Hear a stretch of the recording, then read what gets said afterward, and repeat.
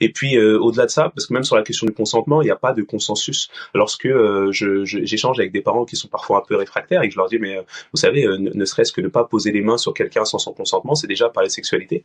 On me dit mais non, c'est pas tout à fait ça. Et puis les enfants aussi, il faut savoir que de toute façon, jusqu'à un certain âge, quoi qu'il arrive, c'est le non qui prime.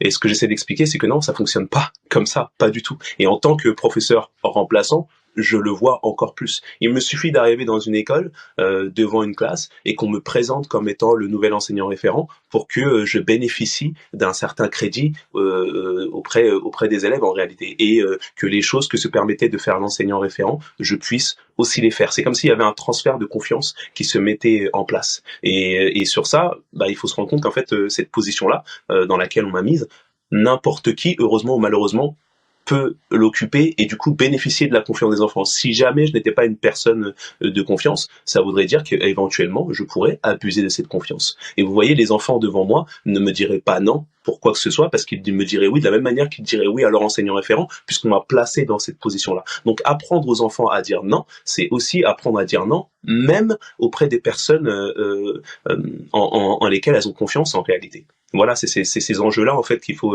réussir à dénouer, je crois, pour sortir un peu de la définition que les parents se font du terme.